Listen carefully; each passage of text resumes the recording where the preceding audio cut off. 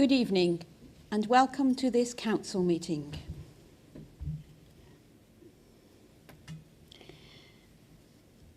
To open this meeting, I would like to now allow time for personal reflection before we start the business of the meeting.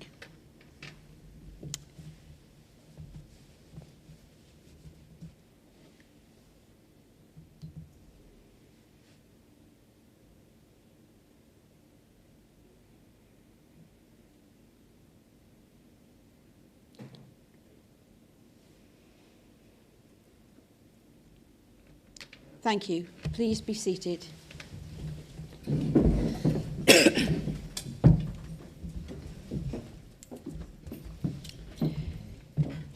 Would the Chief Executive please outline the procedure for today's meeting?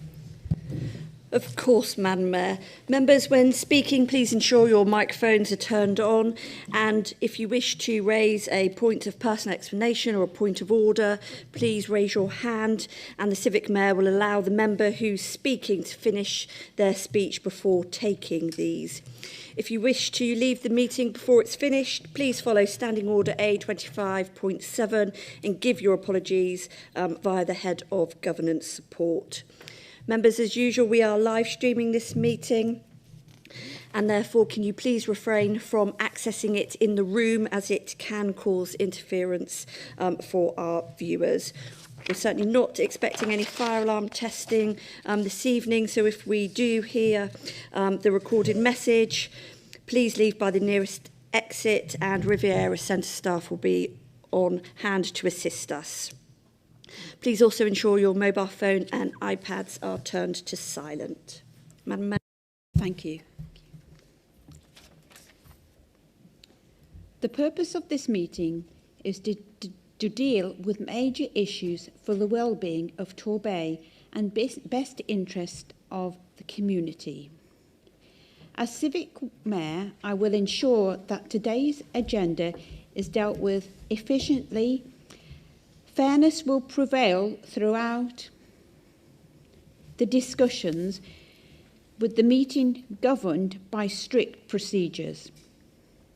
I expect respectful speeches by councillors along with healthy discussions.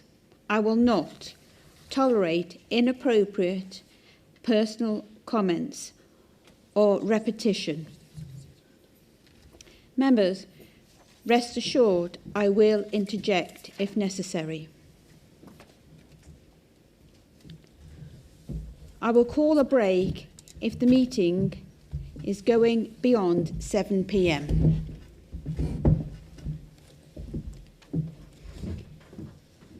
Apologies.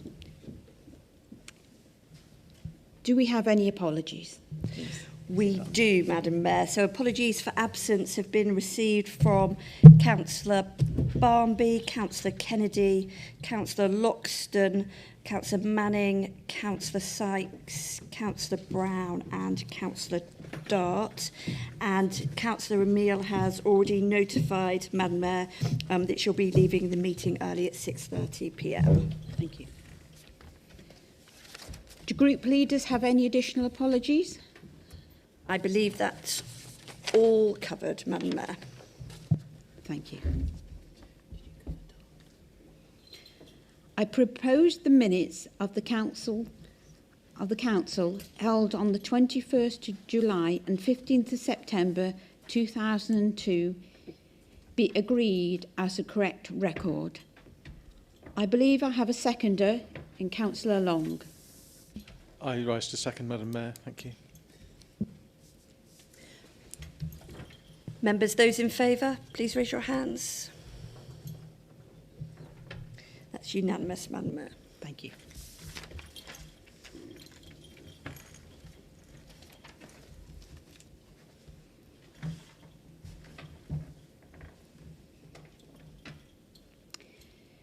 We come to pecuniary and non-pecuniary interest. Mrs. Bond, would you mind seeing if we have any? Of course, Madam Mayor. Members, do any of you have non-pecuniary or disclosable pecuniary interest in any of the matters on today's agenda? Councillor Dwyer.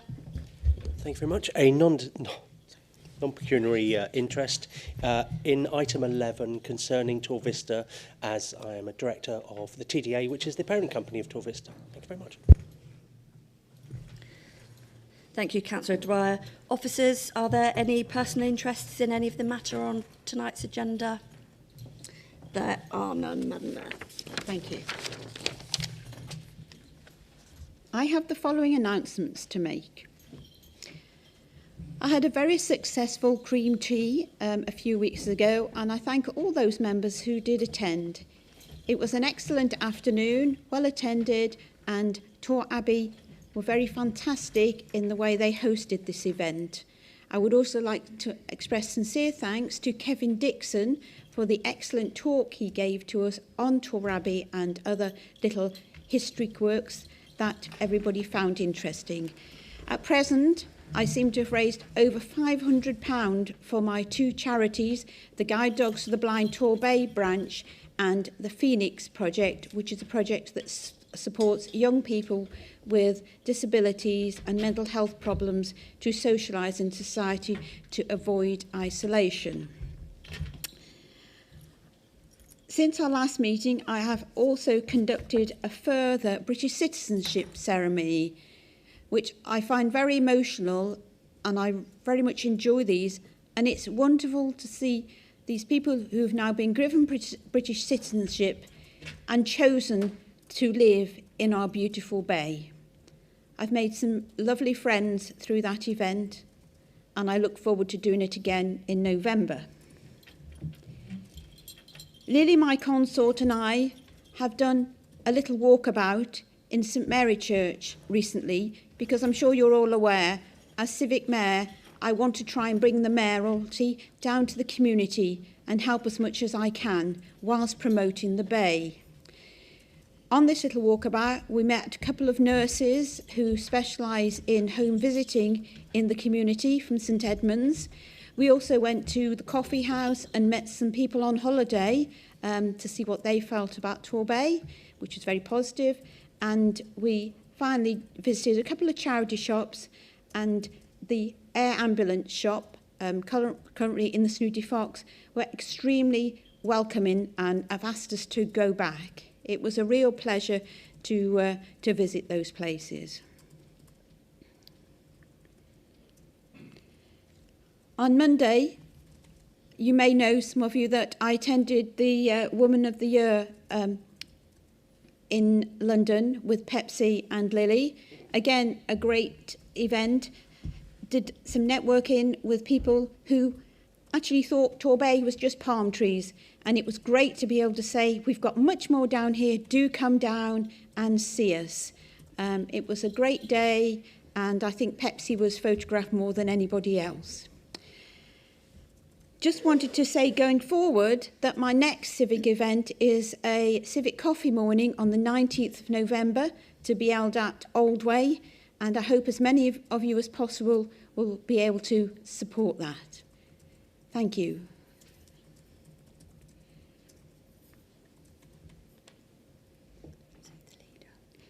Does the leader of the council have any communications? Thank you. There are a couple of items that I wanted to share. Madam Mayor, you did mention on the last item, the first item that I want to mention, which is in respect to the Woman of the Year Awards.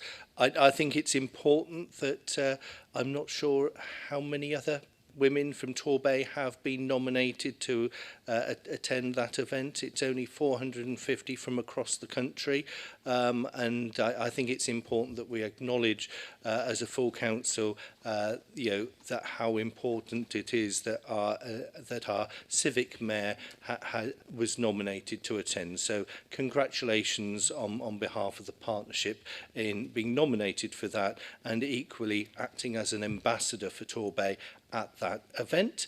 I'd like to share with colleagues that I'm really pleased to say that we have been advised from the Royal Palace that we have one of the Queen's platinum trees that will be planted at Oldway Mansions. I would like to share with colleagues that Councillor Cowell has asked if it can be melted down to help us with the shortfall in the finances, but sadly it isn't quite that sort of platinum tree. And finally, I'd like to go to Councillor Law, who would like to share an issue that is emerging with children's services. Thank you, Madam Mayor. Thank you, Councillor Darling. Yes, I wanted to share with everybody the impact of the asylum hotel and the impact that it's having on our children's services due to the need to respond to a significant amount of the residents. This is resulting in staff needing to balance their statutory responses to the children they're working with and are responsible for on a day-to-day basis with the needs of the residents of the hotel. And this is creating a significant challenge to balance on a day-to-day basis and has the potential to disrupt our improvements.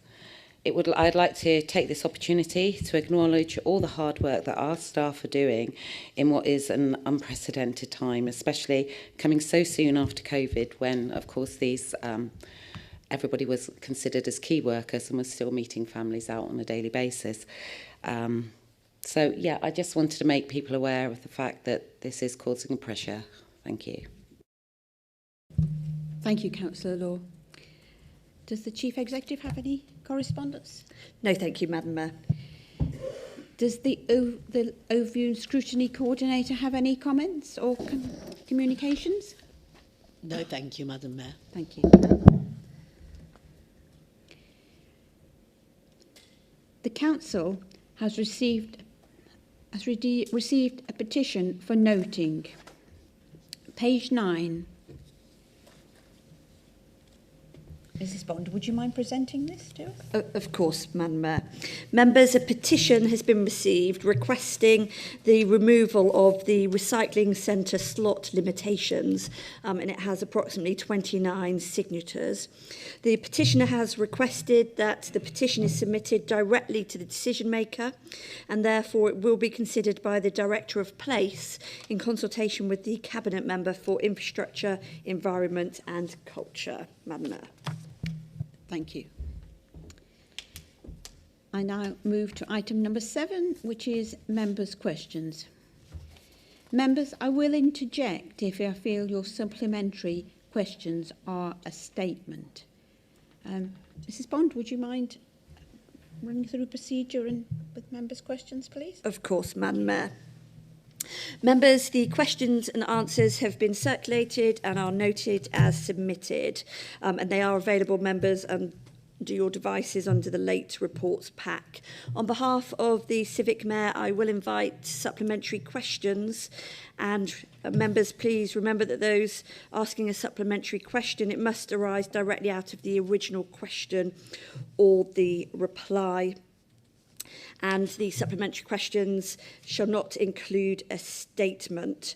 There is a time limit of 1 minute to ask the supplementary question. The response time for supplementaries is 3 minutes, and overall maximum time for members' questions is 30 minutes.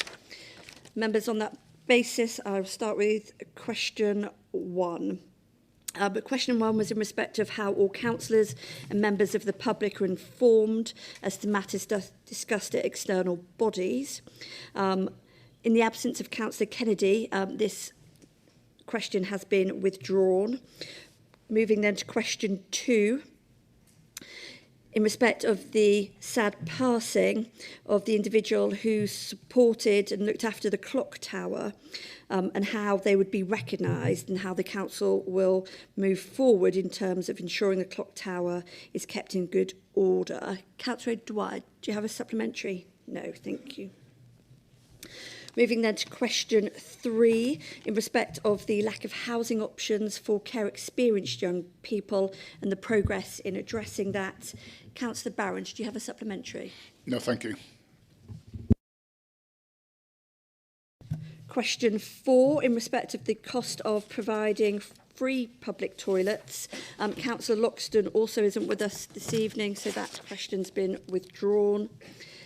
Question 5 is in respect of the lack of capacity to carry out public consultation on parking regulations, Collie End Road and Malden Road. Councillor Johns, do you have a supplementary? I do, Madam Mayor. Councillor Murray, thank you for your reply, but I'm not actually very happy about it because I want to know where you got your information from, because as a ward councillor of Clifton Maidway, I have not been invited to any informal discussions with residents. I'm only aware of one discussion, and that was between about 26 residents from Clifton Maidway and King's Ash with Kevin Foster and Councillor Barrett. I was not invited to, but I did show up. I'm just a bit cross. I wasn't invited to any of the discussions. I don't know about Jackie, if you had been at all. And I just wondered, could you just respond to that, please? Thank you. Thank you. Yeah, more than happy to. Unfortunately, because of retirements from the Highway Department, there's insufficient resources to carry out a consultation exercise by them. However, if you're saying at this present time that you have not been informed or involved, then I will certainly make sure that is the case ASAP. Thank you. And obviously the other ward councillors involved. Oh, absolutely, yeah. Thank you.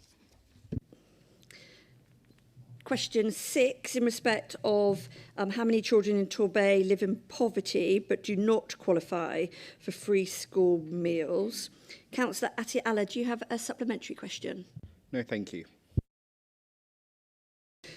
Question 7, in respect of the increase in costs of road maintenance and running and repairing street lights. Councillor Pentney, do you have a supplementary? No, thank you. Question 8, in respect of the support that the council is doing with partners to establish warm banks. Councillor Douglas Dunbar, do you have a supplementary question? No, thank you. Question 9, in respect of the membership of Torbay Economic Development Company and political balance. Councillor Kennedy isn't with us, so that question has been withdrawn. Question 10, in respect of employees who've applied for planning permission, and then separately, in terms of the numbers of enforcement notices, orders, breaches. Councillor Dwyer, do you have a supplementary? Thank you very much. Madam Chair. Can I draw Councillor Murray's attention to the Planning Advisory Service's probity and planning document, which states good practice should identify and manage proposals put in by council staff, employees and officers and councillors as well. And this and any applications or approvals should not be delegated to officers to decide this. And all of this should be informed to the monitoring officer. So can you tell me how you are identifying any potential conflicts of interest? Because what you've put in front of us says you're not. And I'm a little bit concerned by that. Thank you. Yeah, thanks, James Dwyer, sorry. Yeah, I mean, in my day, I know when a relevant application comes from either a member or an officer, that is notified to the committee. And I know Nick can't speak at the minute, but certainly notified to the committee when that item was being discussed. I can't, and I'll ask at the appropriate time, Nick, Councillor Pentney, whether that is still the case now. But as for a complete record of officers, we do not hold that.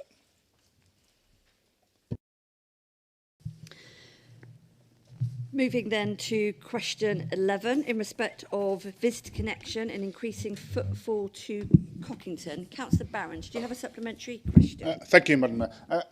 Thank you. And I'd like to start off by thanking Councillor Long for visiting Cockington, along with myself and fellow ward councillor, Councillor O'Meal. I hope you found it a very informative morning.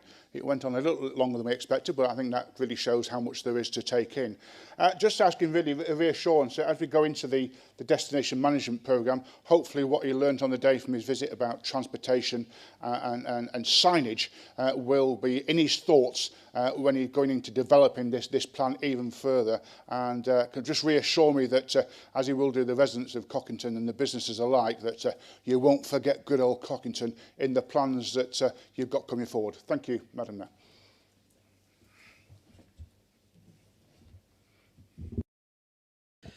Thank you very much. And one good thing of that visit was the gin shop was closed. Otherwise, it would have been a very expensive visit for myself. But Cockington is always in my thoughts, and I think together we will make sure that things improve. Moving to question 12, in respect of the increased costs in respect of private children's homes. Councillor Johns, do you have a supplementary question? I do not.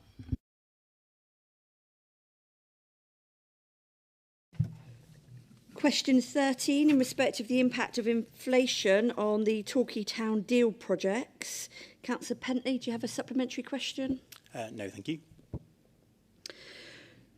Question 14, in respect of the support to households who are in need. Councillor Atiala, do you have a supplementary question? No, thank you. Question 15, in respect of the local plan and whether it's up to date. Councillor Dwyer, do you have a supplementary question? I do again. Thank you very much. Can Councillor Murray please confirm that if any housing application meets the requirements within our local plan, we would have to grant permission, even on land we do not currently want to, because we have not built or allocated enough housing sites, risking further green spaces. So when does Councillor Murray expect that we will have a compliant local plan?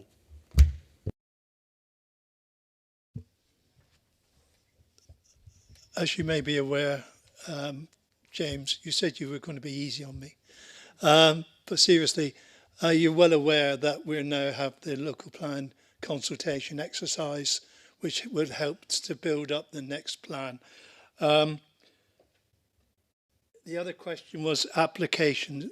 Each application is taken on its own merit, so there's no carte blanche, approval, disapproval. It has to be done on merit.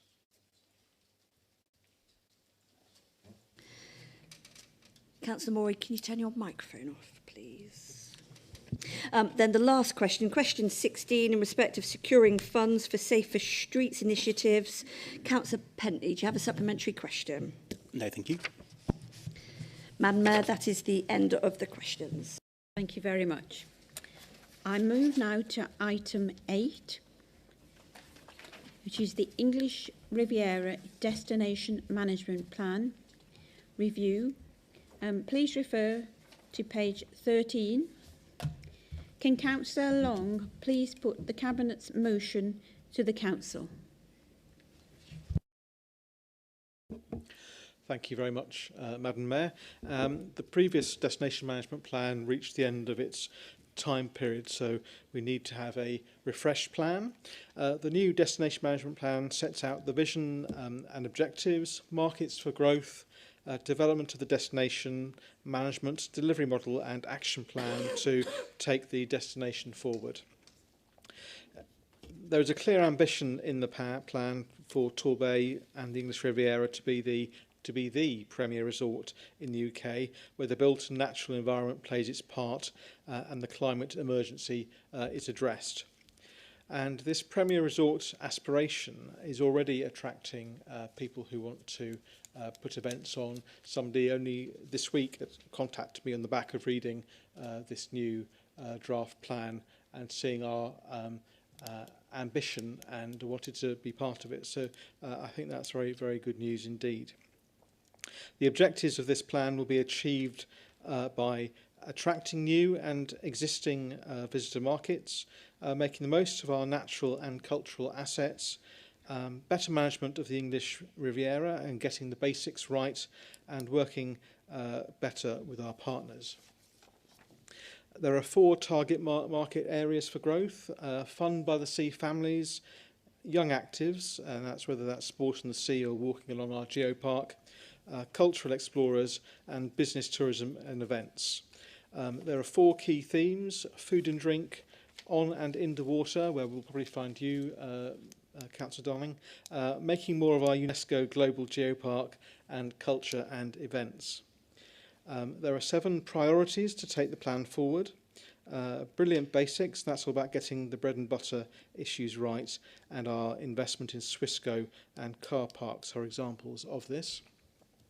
Visitor accommodation, and that's ensuring that our planning policies regarding hotel accommodation and change of use avoid the development of low quality accommodation. So that one's on you, Councillor Morey. Towns and connectivity, and this is where Cockington would fit in best, and that's just to make sure that public realm and regeneration improvements help with our connectivity, and the future high streets and Torbay Road, for example, are good examples of that. The next one is making sure tourism is sustainable and addressing climate change. Then there's skills, which is vitally important, and making tourism an attractive career choice. And by helping make Torbay an all-year-round resort, will help with that. Research and insights is important, and monitoring the progress of this plan, and also exploring the brand identity will also be part of this idea. And finally, building and growing the business tourism is also key. But this plan is not just a Torbay Council plan. The Destination Management Group, which brings together tourism and hospitality groups together with, will continue working together collaboratively on this plan. Engagement and consultation has been key to this new plan, and I do apologise to those members who are hearing me speak about this for the 4th time. The draft plan was put together with input from the tourism industry from the start. There was 6 weeks consultation between May and July, and the consultation was advertised to local businesses, residents, and the public, and sector organisations as well. 5.3 of the report outlines the positive support that the strategy has received. And the strategy has been to Cabinet twice and also to overview and scrutiny. And the feedback from the public and ONS has resulted in the strategy being tweaked, and overview and scrutiny made 7 recommendations, and 5.7 of the report outlines how they have been put into this report. The plan is also aligned to the carbon neutral ambitions and to the economic strategy. Councillor Long, you have 30 seconds. Which is just as well as I'm going to now. I would like to propose the recommendation and the decision in item 3. Thank you, Madam Mayor. Do you have a seconder? Thank you, Madam Mayor. I rise to second and reserve my right. Thank you, Councillor Carroll. I now invite debate. Do we have Councillor David Thomas? Councillor David Thomas. Thank you, Madam Mayor. So fundamentally, we will be supporting this report this evening. However, it's very much like some of my own school reports. Could do better, but it's not bad enough to have been in it. Absolutely not. And if we look at 5.3 of the top line analysis, there's some good headlines there. 83% agree with the new vision statement. Good percentages agree with the draft plan objectives and that target growth market. But unfortunately, by the time you get down to the actions, the actual nitty-gritty of what's going to happen, we're down to only 17% strongly agreeing with the actions. So, as I say, it is something that we will be supporting. I'm sure other members on this side will be talking about some of the reservations that we have, but that highlights issue is we absolutely will be supporting it. We do think there's a lot more work to be done in the draft plan and those actions to achieve some of those high-level objectives. But as I say, it will garnish our support this evening. Thank you. Thank you, Councillor Thomas. Councillor O'Dwyer, please. Thank you. I will be supporting it, but it does come from a place that there isn't anything else on offer. I don't see a premier resort in this document, unfortunately. There's a lot of hope, but not hope in a good way. It's hope people will come. Hope global headwinds don't impact us. Hope good hotels will be built. Some are going to be. Hope that we become a premier resort.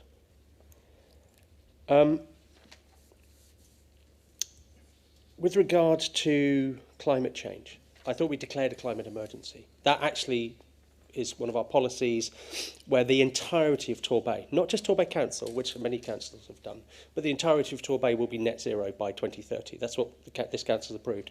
I don't see that in here.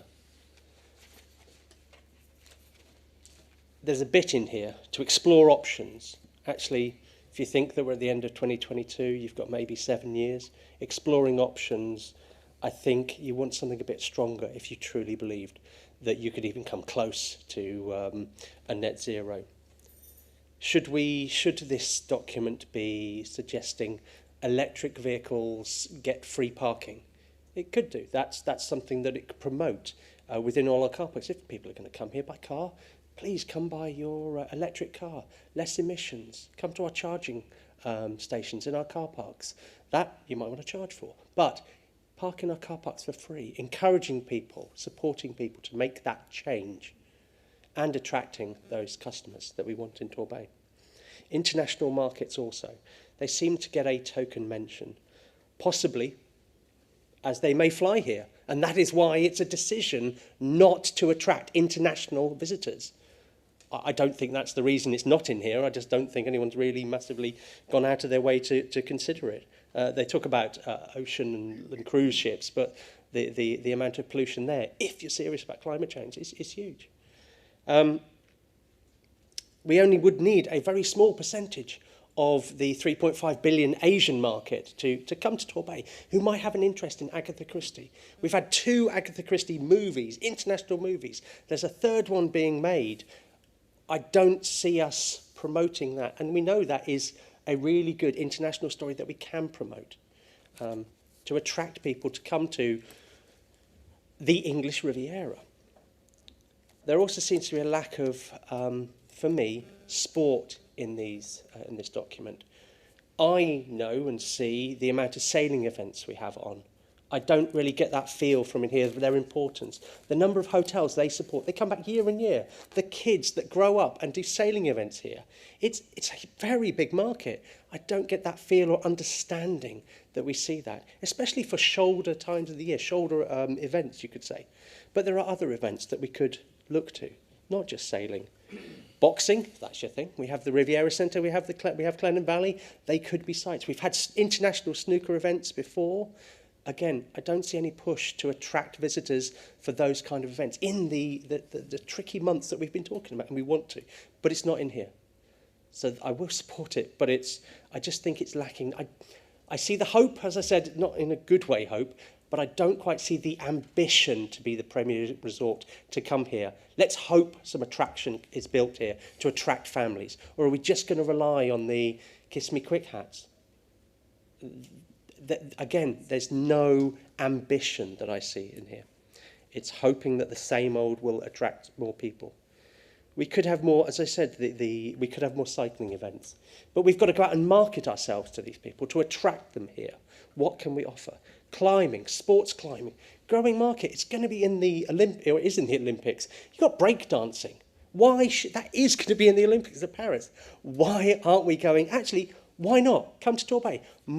We could put not a skate park, but a skate event, a skateboarding, rollerblading event in the Riviera Centre, in Clenham Valley, that big halls that could hold those events. Are we going out and trying to get them? I don't know. So do you have 30 seconds? I will finish, thank you. I will finish now. I will support it, but I don't see anything else in here. Thank you. Thank you. Councillor Bai. Thank you, Madam Mayor. Wrong person? Oh, I'm sorry. There you go. Bit mutton Jeff today. Sorry about that. Say it loud enough. I do apologise. Councillor Bai. Well, thank you, Madam Mayor, and I'm sure we await with interest what my colleague, Councillor Barron, has to say. As you know, I have often felt that I was born as Judith Chalmers trapped in a man's body, and there is nothing more than I enjoy than going away on holiday. And I have just returned from a once-in-a-lifetime trip to Sydney. Sydney, Nova Scotia, I have to say, rather than the other one.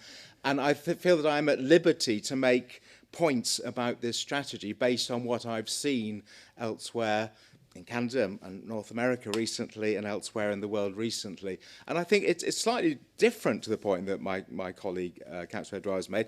And that is, I still don't feel that we make enough of actually what we've got.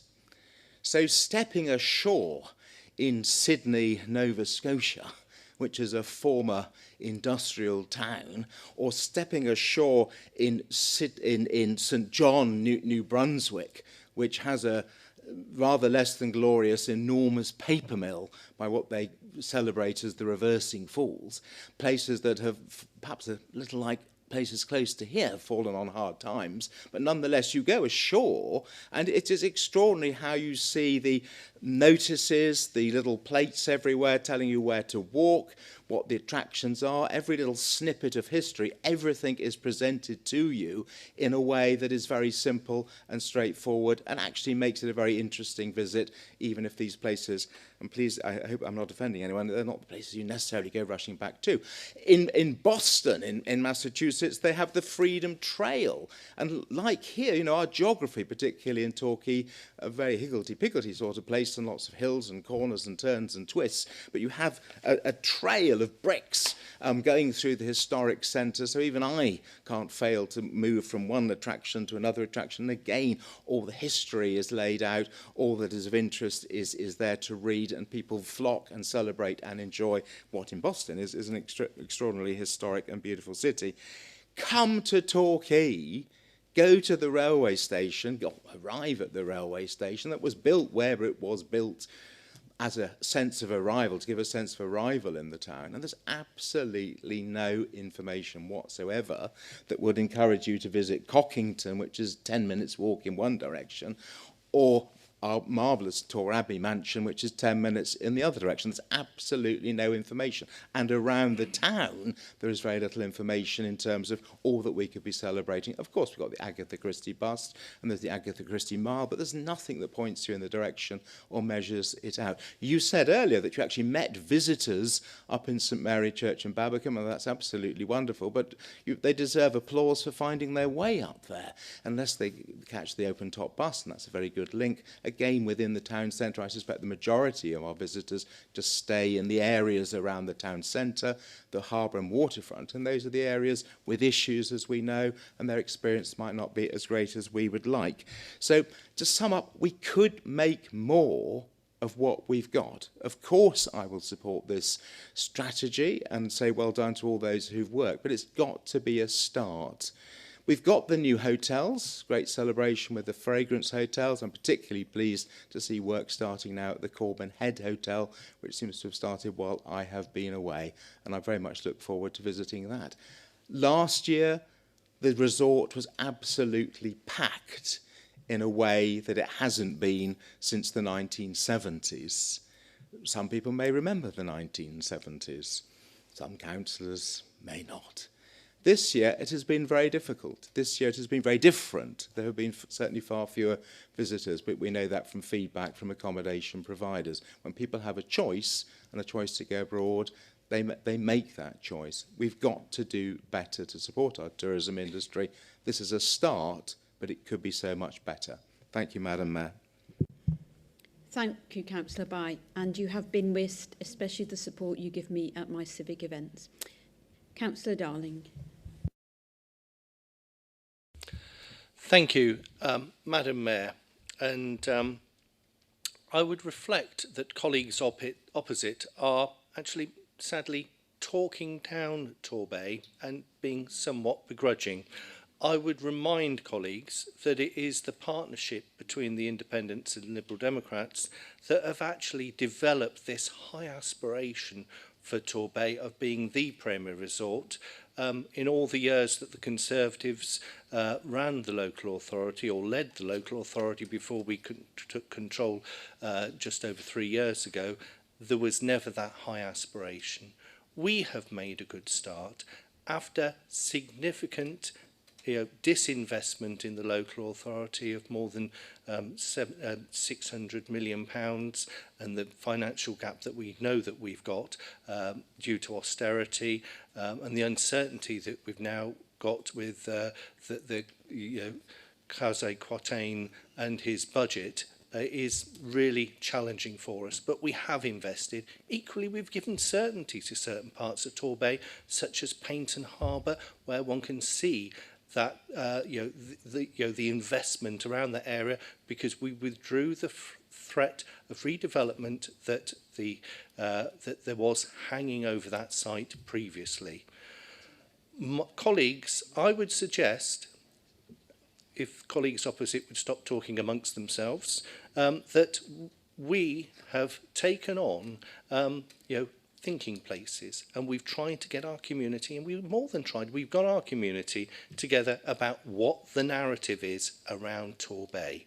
And when we look at the exciting offer that we have, whether it's Brixham with its fish and fusion that we've got going on there, the fun on the foreshore that we've got in Paynton, and the high-tech by the bay that we've also got going on in Paynton, that's a Torquillian talking about some of other parts of Torbay that are outstanding, and we've invested in enhancing our area. And to me, the most important thing about this destination management, it isn't just for tourists. I think it is shameful that others think that it's all about tourists. It's actually making Torbay a place to want to come and live and do business, so that we actually expand our all year round offer for our community as a whole, as well as tourists, so that businesses want to relocate here and know that it's a place that you can have a damn good playground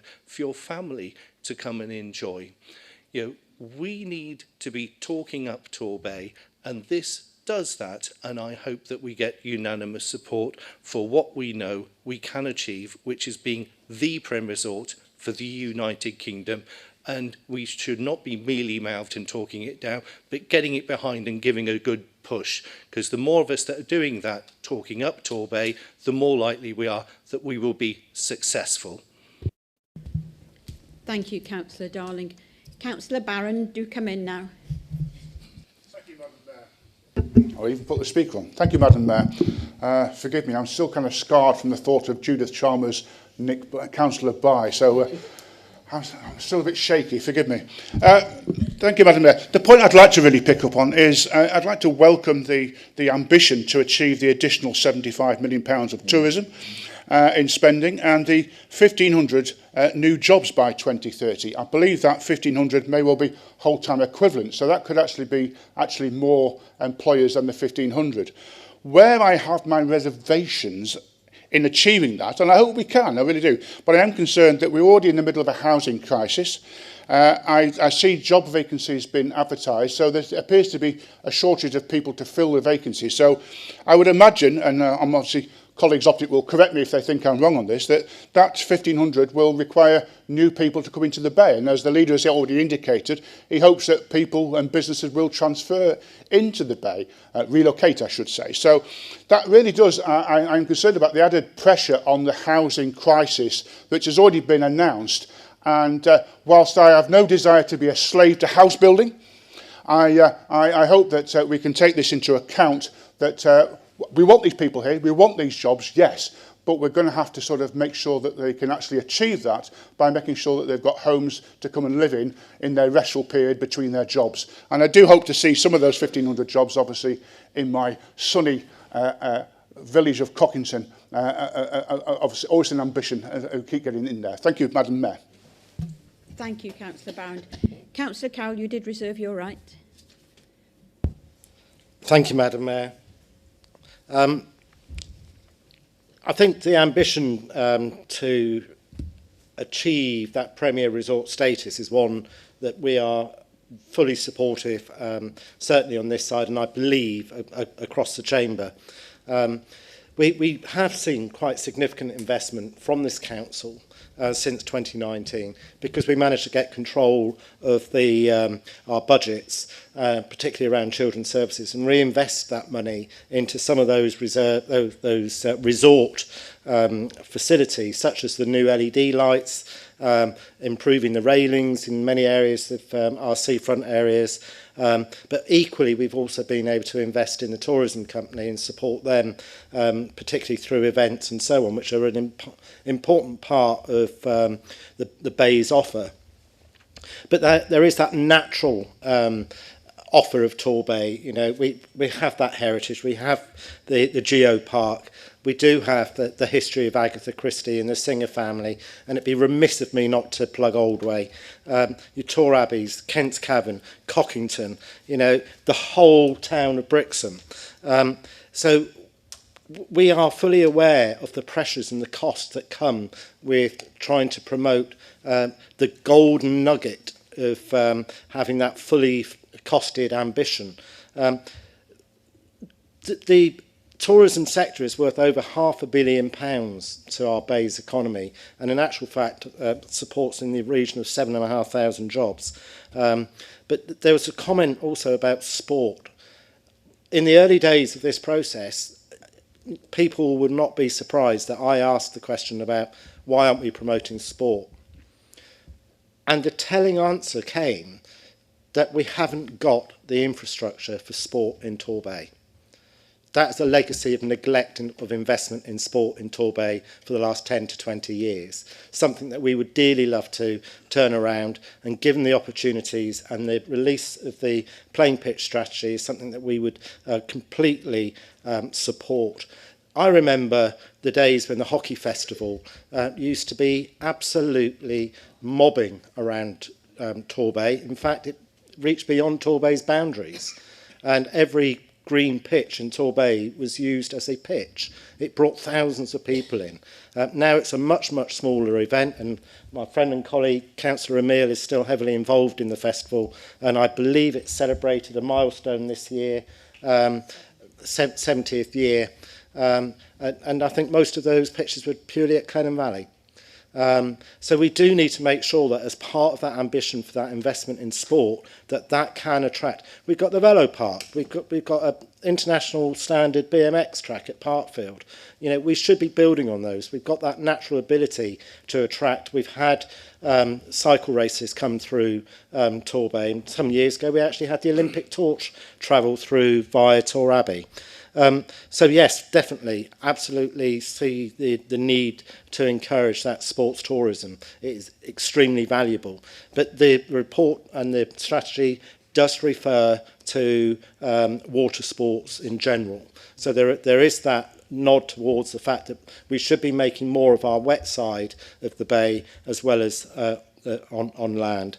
There are things that we can do better, and I sympathise with Councillor Bye's statement about getting off at a railway station. And firstly, if you get off at Paint and you see the eyesore opposite, we're doing something about it.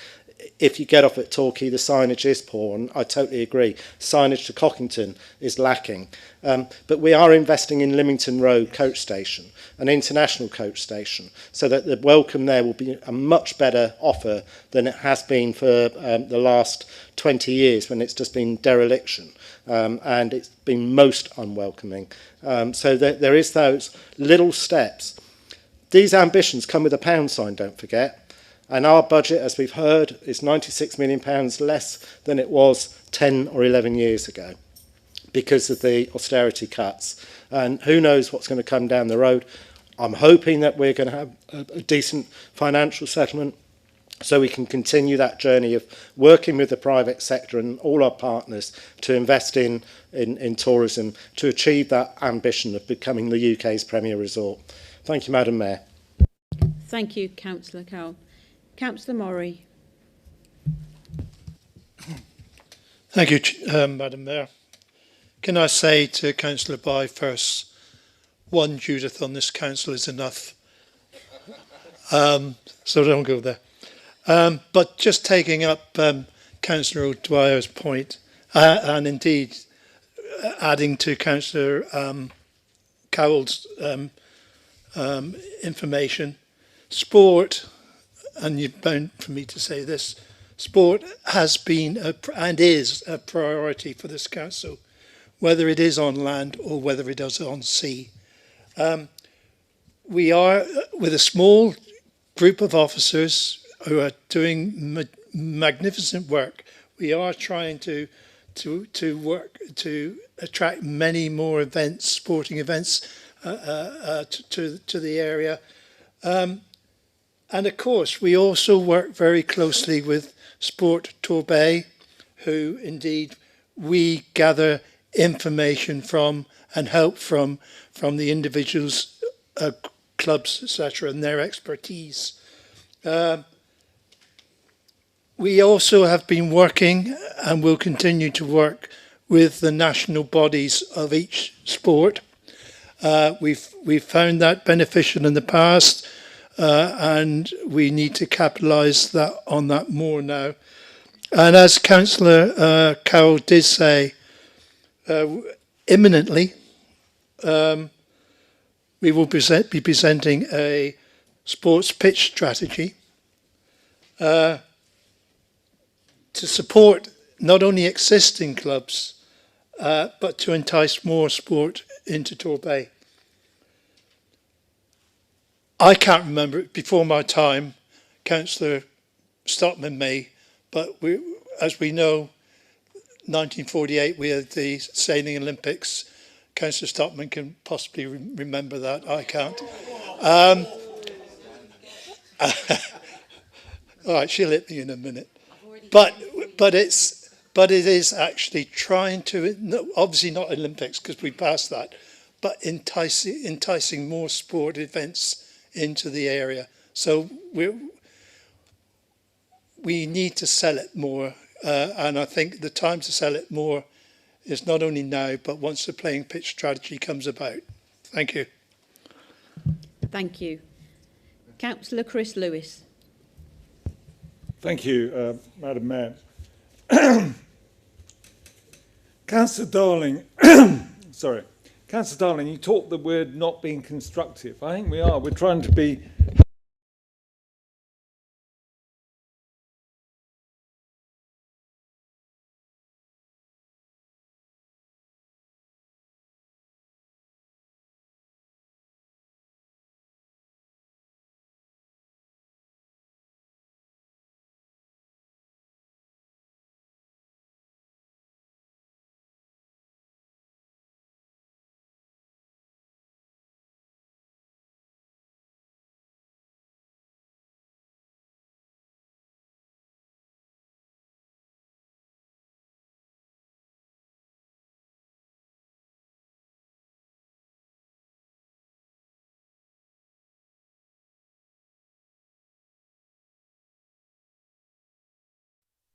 but not the big picture. The big picture ones that you've now been in power for nearly 4 years.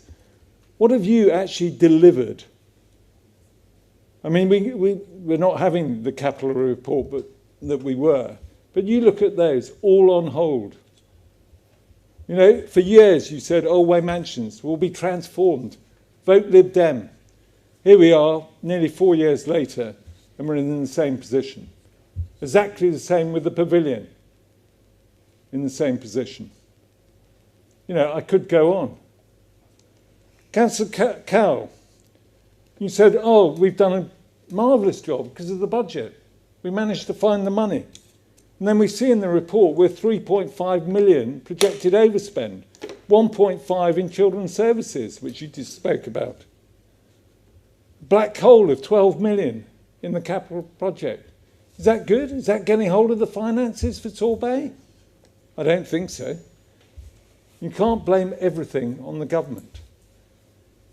let me say this, which I brought up at the Cabinet and I've brought up time and time again, and it is important, and it is in the brilliant basics, and that is the key, the basics. If we don't get the basics right, we get visitors from Devon, we get visitors from overseas and the rest of the country, and they come down and leaves on the pavement in August.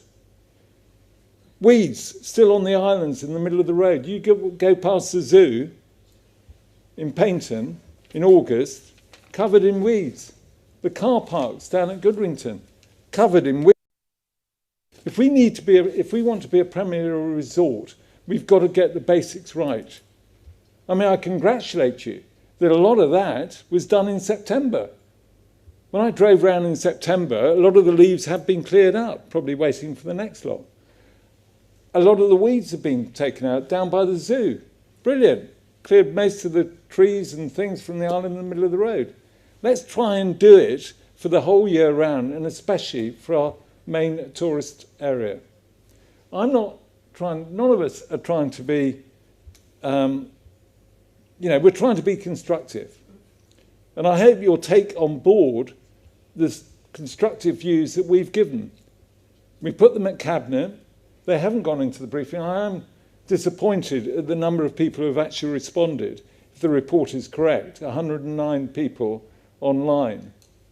I don't know how many more came on through different fields, but in the report it says 109. I think as we all are a major tourist area, I would have thought more people, and again, I've said it before, we have to look at how we consult with people, because that sort of number on a major document like this is pretty poor, I think. But I'm positive. I think we can be a premier resort, but we've got to make sure that we get the basics right and look at the things that we've all said today, and working together, we can do it. We've got to do it, because if we don't do it, the bay will die, to be honest.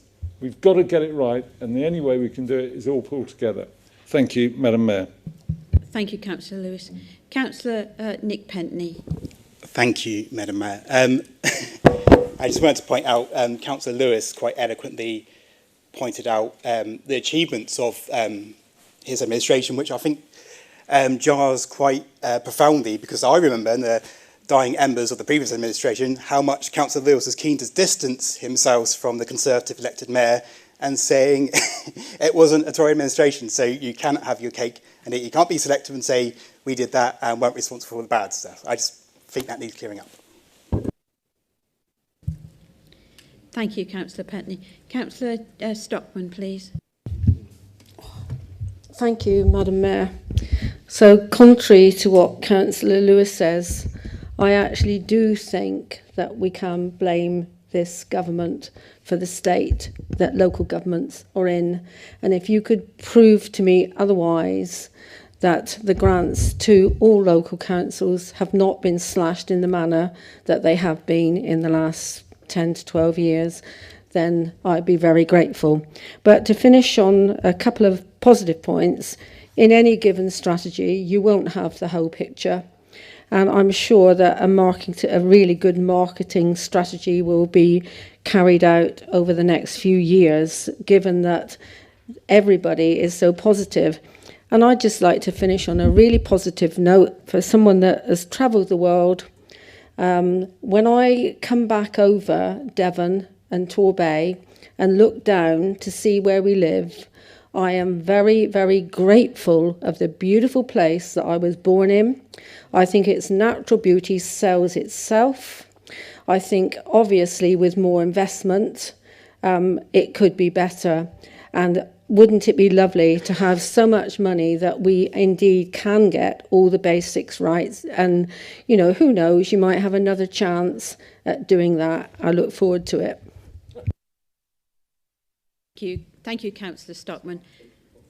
No further.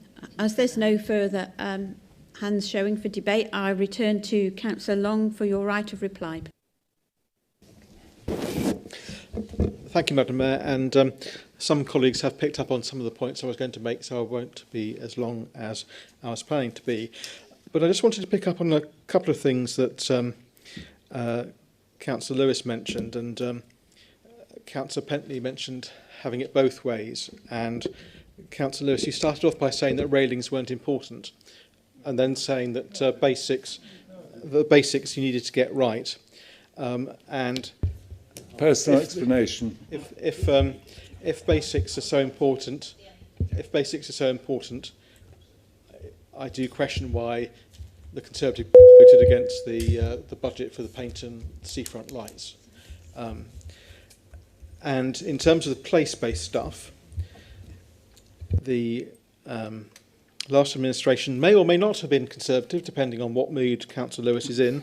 But Tor 2 was a basket case, and not doing many of those place-based things. And we've brought that back in-house, and we now have Swissco, and we have happily invested huge amounts of money into Swissco for equipment to make the place a better place. And I think we are actually getting people being complimentary about Swissco, which they weren't about Tor 2.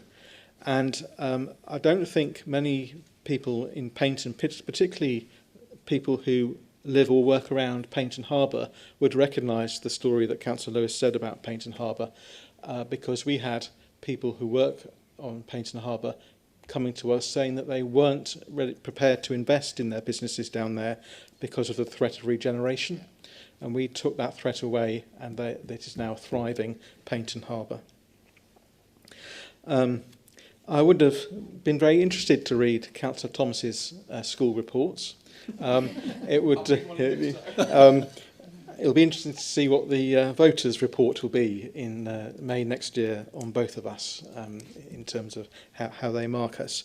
And I think the good thing about it's a bit of a cliche, but this destination management plan, it's not just going to be put on the shelf. The destination management group are a very good group, and they're a very challenging group, and we will actually be a living, breathing document and change as things go on. And I'm sure that those things will be tweaked that he was concerned about in terms of the 17%. I think Councillor Bye would make a very good Judith Chalmers, and I think if he wants to self-identify as Judith Chalmers, I think he is allowed to these days, currently anyway. Sorry, I've lost myself just thinking at this, thinking about it. But there's lots of things we can agree on, I'm sure, Councillor Bye. And Councillor Dwyer's comments were as good as ever. And I think, interestingly, the English Riviera Bid Company did a survey of people who visited in 2020, I think it was. And on the subject of car parks, the feedback from people visiting wasn't they wanted free car parking for people with electric cars. It was just they wanted the car parks to be nicer places, and that's why we've decided to invest in the car parks to make them nicer places. So I think that's a good place to start. But I think if Councillor Dwyer wants to feed into the parking strategy, I'm sure that Mr. Moe would be very keen to welcome that input. We also have a separate event strategy as well, which will link to this. And Councillor Cowell mentioned about the stuff on the water, the sports on the water that he mentioned. And I'll make sure that I bring my Kiss Me Quick hat for Councillor O'Dwyer's final council meeting later on. Yes. And yes, I think on that note, I'll sit down. Thank you, Madam Mayor. Thank you, Councillor Long. I return to Councillor Lewis, Chris Lewis, for your point of personal explanation. Thank you very much, Madam Mayor. I just point out that I didn't rubbish the railings or the lights. I actually said that it was good, but if that's all you can offer. And as far as the Mayor is concerned, the Mayor and the Conservative group did a very good job together, working together. Councillor Lewis, that's not... Well, he mentioned my name, that I was... Anyway, I've finished now, Madam Mayor. Thank you. Councillors, can I just remind you all that we have recently done a course on civility in public life, and we need to remember that when we're obviously, in our debates and discussions. Thank you. I now... Oh, sorry, no, we're going too far. Shall we take the vote? We will take the vote. Mrs Bond, would you mind taking the vote? Of course, Madam Mayor. Members, in respect of the motion in front of you, those in favour, please raise your hands.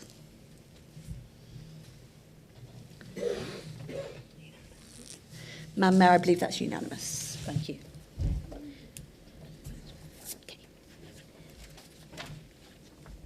I now move to item 9, amendment to Resources and Waste Management Strategy 2020-23. Please refer to page 59. Can Councillor Maury please put the Cabinet's motion to the Council? Thank you, Madam Mayor. All this up and down is getting my waistline down, so I'm happy. This report is to make it abundantly clear that the introduction of the 3 weekly residual waste collection has never been on the table since the approval of the action plan.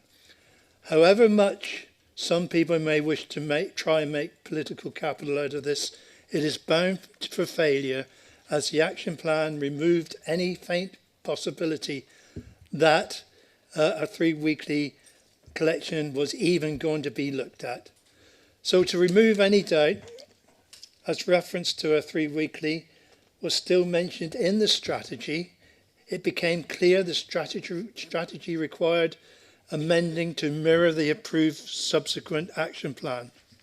So just to recap, the Resource and Waste Management Strategy 2020 to 2023 was approved by Council in February of 2021. Although the strategy included a reference to undertaking a trial of a reduction in the frequency of residual waste collection, this was not included in the action plan associated with the strategy. The Council and Swissco are working hard to increase recycling rates, therefore reducing the amount of residual waste that households generate. However, it is felt that the ongoing inclusion of the potential for this trial could cause a distraction from the important work to improve the levels of household recycling in the Bay. As I said, the Resource and Waste Management Strategy forms part of the Council's policy framework, and therefore the Constitution requires that any changes need to be subject to consultation. Consultation of the proposed changes to the strategy took place on the 24th of July to the 21st of August, I believe, 2022. Therefore, Madam, and I'll read the recommendation out, not for any being condescending, but just to make it absolutely clear to members what we're voting on. And that is, 1, that within Action 2 of the approved Resources and Waste Management Strategy 22 to 23, the 6th paragraph be deleted, and B, the words to support any changes to the frequency of residual waste collections be deleted from the start of the 7th paragraph. And 2, that within the regional context section of the strategy, the first sentence of the final paragraph be deleted, and B, that the start of the second sentence of the final paragraph be amended to read East Devon District Council found. Chairman, I so move. Madam Mayor, sorry. Apologies. Thank you, Councillor Maury. Do we have a seconder, please? Thank you, Madam Mayor. I second and reserve my right to speak. Thank you. Thank you. I now invite debate. Councillor David Thomas. Thank you, Madam Mayor. And I'm so glad that Councillor Maury explained exactly what the recommendation was, because I think if any member of the public was reading the recommendation, they would have no idea what the recommendation was. That the 6th paragraph be deleted and the first sentence of the final paragraph be deleted, and the start of the second sentence of the final paragraph be amended to read East Devon District Council found. Now that makes it absolutely clear, doesn't it? It makes it absolutely clear what we're doing. Now, let's just recap where we are. So this is basically, it is an amendment to the Resources and Waste Management Strategy, where the words that are not here is basically that 3-week implementation of the residual bin collection that was discussed on the 30th of August. And Madam Mayor, I do have some quotes, so I'm quite happy to be challenged on them later. They are recorded on the council video system. Councillor Morey was talking at that time about it clearing up some loose ends, a bit of a technical issue, but then went on to say that we were seriously giving the 3-weekly collection some consideration. I just want to remind Council that this basically has come about from a campaign led by the opposition that has ultimately forced a change of mind with the administration.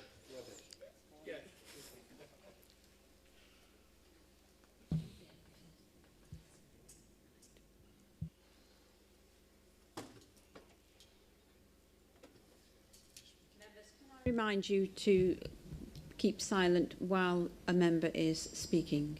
Thank you. Councillor Thomas, would you like to continue? Thank you very much indeed, Madam Mayor. As I was saying, this was led by a campaign from the opposition here. Our community did not want this 3-weekly bin collection. On the 30th of August, when it went to Cabinet, and again I quote, at the wrapping up, the leader of the council stated that this item was simply being put on hold. That was at 6:14 on the 30th. Point of personal explanation. On, thank you. Point of personal explanation. Thank you. Thomas is finished. Thank you. Thank you, Madam Mayor.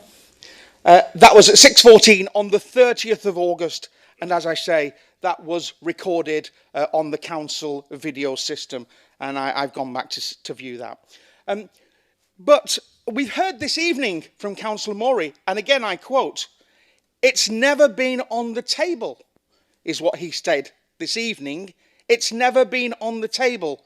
However, on the 30th of August, which was just a few weeks ago, he quoted saying, we were seriously giving the 3-week collection consideration. Councillor Morey, my view this evening is, you doth protest too much, my friend. I think the reality is, we will be absolutely supporting the removal of this. It is something that we have campaigned about long and hard, and I am absolutely delighted that the administration this evening are finally listening to our community.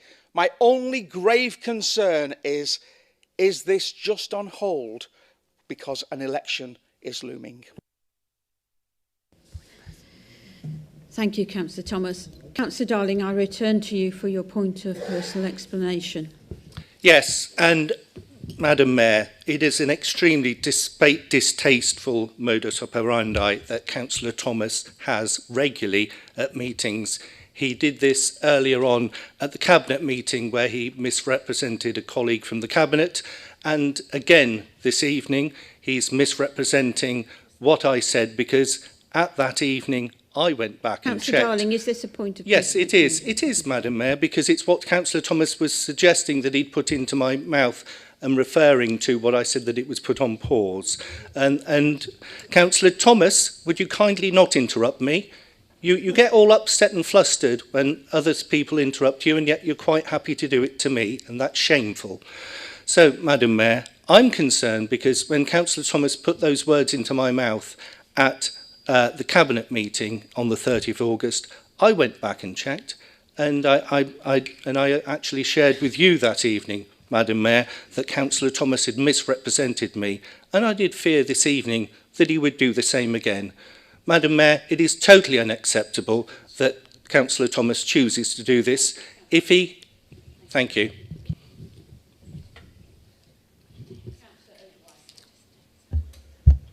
Thank you. I am happy to see this removed from the action plan. You are correct, it was totally a distraction from this important document, really. This was, though, an important part of that action plan going forward. It may have said trial, but it probably wasn't, a bit like the Torbay Road trial. It was an important part, as I said, of the action plans and its aims. And whilst you remain committed to increasing recycling, how do you intend to make up the difference that this change would have made to achieve the 50% target for recycling by the end of 2023? Thank you. Thank you, Councillor Dwyer. Councillor Pentney, Nick Pentney, please. Actually, no, thank you, Madam Mayor. The moment's gone.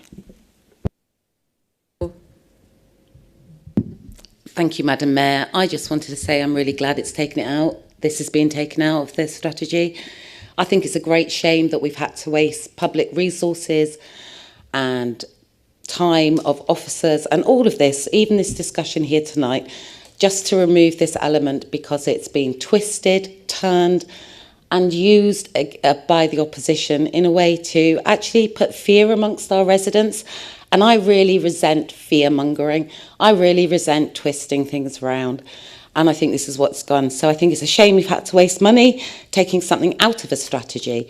But I think it's absolutely great that our public can no longer be misled by the opposition. Thank you. Councillor Law. Councillor Darling, you reserved your right. Thank you, Madam Mayor. And colleagues were saying, well, what are we doing to try and make sure that we are driving up the recycling levels? And colleagues, I would suggest that this, taking Swissco back in-house from the complete disaster that we inherited from the previous Conservative administration is one example of how we're taking it, the bull by the horns. Getting a firmer grip. We have had significant challenges regarding our HGV drivers on the bin wagons. This summer is actually the first summer when we haven't had to do mingled collections of the residual waste. That is a massive success and a massive change from what we inherited from the previous administration. It shows that Swissco, compared to the dog's dinner that the Tories set up, is making significant progress on actually being able to give people the confidence of recycling. Because if people, like we did for many years under the previous Conservative-led administration, see their recycling being put into the back of a wagon altogether, it really kills that. So I was delighted that summer. So colleagues opposite, that's one of the ways that we're achieving this. Also, this autumn, we're introducing the Greenways Collection. Now, I know that members opposite opposed this, or spoke against at the very least, and wanted us to put it, wanted us to actually go out and put, collections in car parks and actually exclude people who can't drive from being able to do that, and discriminating against disabled people in that way, as members opposite suggested. But the reality is that we've now got, and it's going down extremely well, with the Greenways Collection. It is making sure that we're being more environmentally sound by one vehicle going around and picking up all the kit from people's gardens. And colleagues, this will result in somewhere in the region of a 6% boost to our recycling figures. It wasn't that long ago when we at Cabinet were reflecting with officers, what elements of the jigsaw of driving up our recycling rates isn't in place. And this is a key element, as well as that piece of education work that we as administration took back on those officers who now go out and encourage with their team of people how to recycle. So there is lots of good work trying to drive that work forward. We know that during the pandemic that recycling levels have dipped, and that is a frustration for all local authorities across the country. but we now have significant elements in place to drive that recycling levels that we all want to see from whichever side of the chamber we reside. Thank you, Madam Mayor.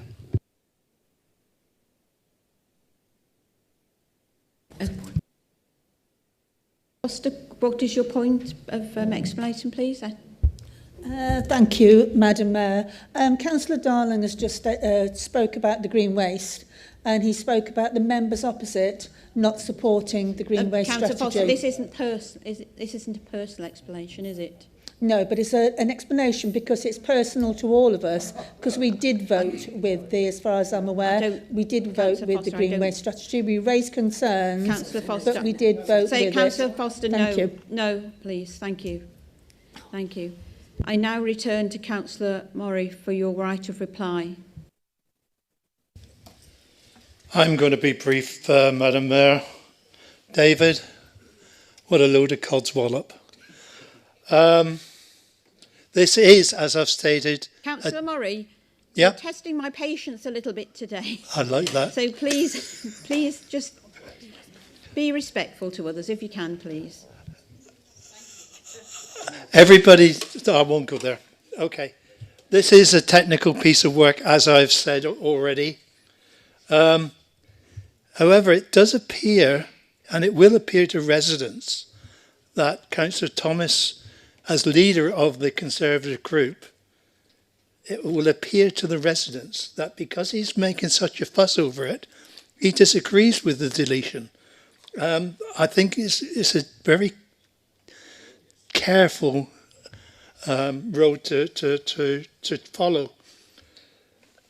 I suggest now that instead of, I won't use that word again, we should be now working together to increase the recycling rates in Torbay instead of just trying to make political capital out of it. Thank you. Thank you, Councillor Murray. We will now go to the vote, and I will ask the Chief Executive to take the vote. Of course, Madam Mayor. Members, those in favour of the proposed amendment to the Resources and Waste Management Strategy, please raise your hands high for me, please.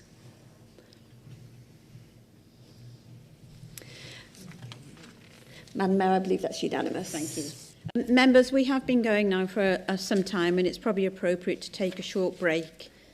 What time do you want to come back? Should we come back at 7 o'clock? Yeah. If we come back about 7 o'clock, please.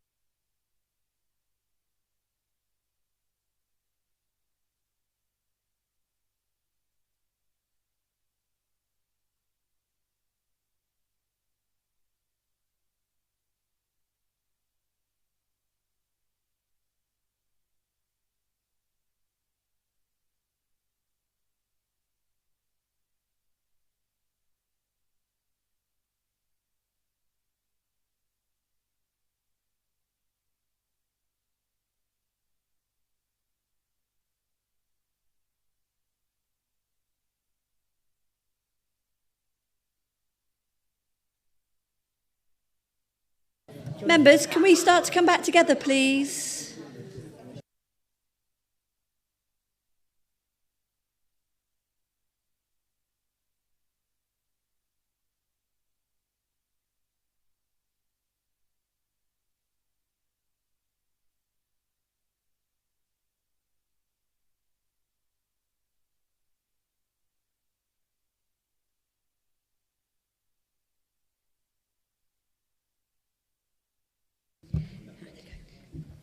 Thank you, members, for coming back promptly. I've already mentioned this just once, but I know it's difficult sometimes because you want to say things, but I think we need to try and have a bit of respect for each other. We have, again, as I said, all done that civility training and signed up to it. So if we can, when we are having discussions, if we can just try and be a bit friendly, that would be great. Thank you. I've lost where I am now. Item 10. Right. So I now move to item 10, which is Swissco Vehicle Equipment and Building Structure Replacement. Please refer to page 66. Can Councillor Cowell please put the Cabinet's motion to the Council?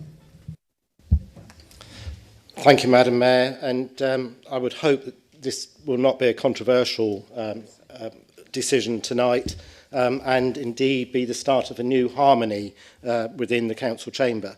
But this motion is that we recommend as a Cabinet that a loan for a capital purpose of up to £4 million is approved to fund the replacement of Swissco's vehicles, equipment and building structures over the next 3 financial years. The loan to be funded from prudential borrowing with Swissco repaying the loan on an annuity basis over the expected asset life, typically 7 years. And that the Council delegate the approval of each drawdown to the Deputy Chief Finance Officer in consultation with the Leader of the Council and the Cabinet Member for Finance, i.e. me.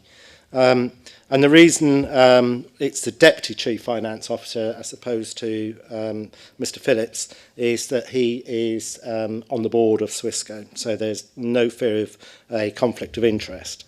Swissco inherited an ageing fleet, a fleet that was frequently breaking down, which was interrupting service delivery, wasn't efficient in its delivery or collection. And therefore that has had its impact, as Councillor Darling alluded to in an earlier agenda item, where we are now beginning to see an improvement in that service that we provide to the residents.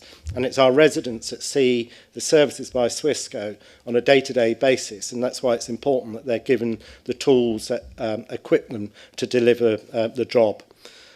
We heard earlier in the debate about destination management and indeed the earlier conversations about leaves, because who would expect leaves in September, or weeds, but the equipment again that is being supported in terms of being purchased will provide a more efficient service. And we've seen some of the HAECO equipment that's already been put to good use during the summer to help the task of cleaning our streets after 10 years of built-up grime because Tortu failed to deliver an adequate service. So apart from efficiency, there will be a CO2 benefit, and of course the ambition would be that these vehicles, as far as they can be where technology permits, electric vehicles as well. But that's not always guaranteed because some of the larger vehicles, the technology still isn't quite there yet, and we need these vehicles now. The other element of the borrowing is to be able to put the roof on the recycling facility at Yalberton because of the issues of runoff water going into the water courses, and failure to do that piece of work could lead to a significant fine and prosecution by the Environment Agency. So they are supportive of the proposals that we're putting forward in terms of putting that roof on. And the question was asked recently as well, whether that roof would be capable of sustaining solar panels, and the engineering design of it is that it would be. So that is the recommendation as I've read out at 3.1, and I so move, Madam Mayor. Thank you, Councillor Carroll. Do we have a seconder, please? Madam Mayor, I second and reserve my right to speak. Thank you. Thank you. I now invite debate, and Councillor O'Dwyer, please. Thank you very much. Don't look scared. Councillor Long. Later on, when we look at a further item, we look at Torvista's recommendation, which states that the loan to be determined by the CFO, and obviously I understand why it's the deputy in this case, but it's linked to the investment returns, i.e. the cost of that loan. As this is for a trading company, Teckle, but a separate trading company, that provides services to the public along with the authority, does this loan have to be set at a market rate? As previously we have done with loans to the Torbay Development Agency, where it's been for specific purposes. Can you assure me as well that the money will be repaid without recourse to the council paying additional revenue monies across to Swissco, and will be repaid from the expected efficiency savings ring-fenced for this, or savings in the energy use of the building, or even additional commercial income, rather than the cost falling back on the revenue services just to pay for the loan we're giving them, which does seem a little strange. The recommendation presented also states that the period is for 7 years, mentions the vehicle 7 years, but later on in the report, and the recommendation doesn't state that it can be later, it can be significantly later. The loan could be for 20 or 30 years, depending on the asset life. And that's not in the recommendation. It just says 7 years and the annuity. So can I just ask, are you content, because obviously it will be yourselves, yourself and Councillor Darling, the leader of the council, making these decisions, are you content to have these discrepancies within the recommendation as shown here?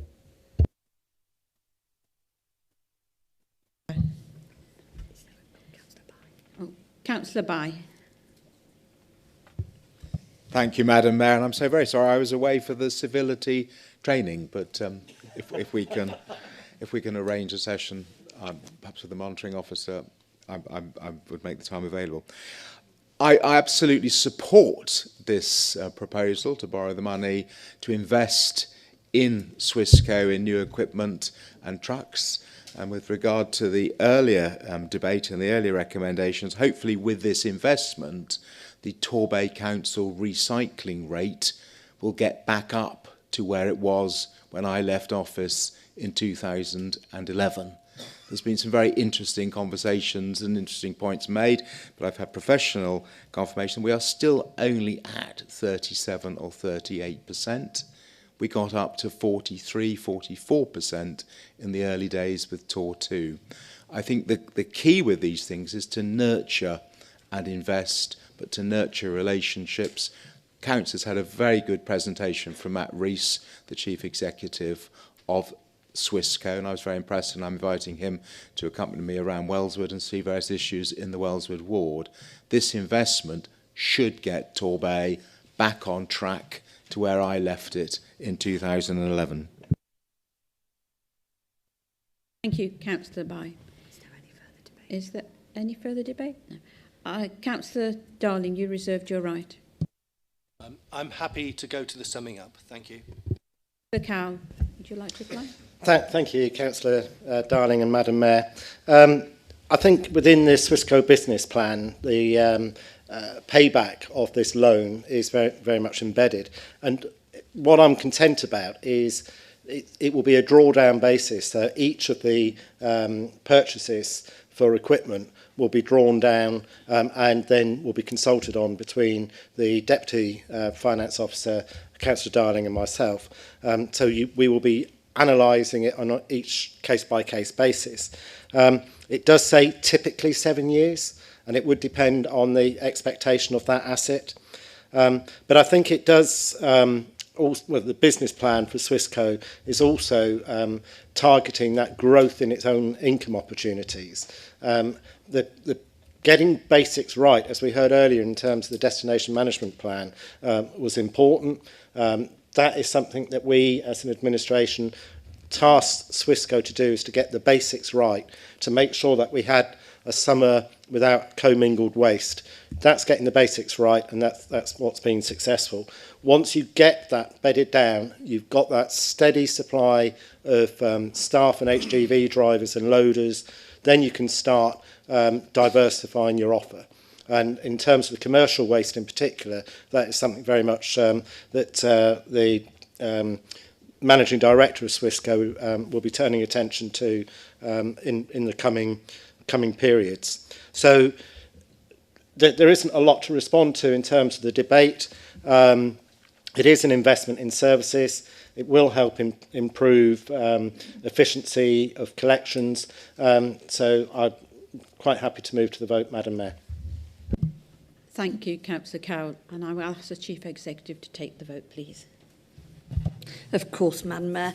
Members, on the motion before you, those in favour, please raise your hands. I believe that's unanimous, Madam Mayor. Thank you. I now move to item 11, Budget Monitoring 2022-23, April-July 2022, Revenue Outturn Forecast, and April to June 2022 Capital Outturn Forecast. Please refer to page 72 plus Revised Officer Recommendation and extra information circulated on the 11th of October 2022. The Cabinet held an extra meeting today prior to the Council meeting to consider the approach to governance oversight of the Capital Contingency Fund. We'd also received the Overview and Scrutiny Board report earlier today. Can Councillor Cowell please put the Cabinet's motion to the Council on this?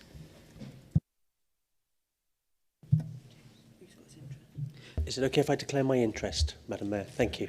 Thank you, Councillor Dwyer. Thank you, Madam Mayor. And as I said earlier this evening at the Cabinet meeting, there was an extremely detailed debate last night about capital projects at Overview and Scrutiny. Excuse me. And as a result of that recommendations coming through from Overview and Scrutiny, in particular in terms of one of the larger capital contingency projects, it was recommended that we would defer the debate on that for more information, as requested by Overview and Scrutiny, to a meeting later this month, but before the end of October. So that would relate to items 1, 2 and 3. So to be clear, that what we're recommending to Council is 1, to defer consideration of the officer revised recommendations 1, 2 and 3 published on the 11th of October 2022 in light of the Overview and Scrutiny Board's recommendation for the Council to receive further information and the Director of Place and Finance, Directors of Place and Finance be requested to report the further information and recommendations to an additional Overview and Scrutiny Board and Extraordinary Council, both meetings to be held by the end of October 22.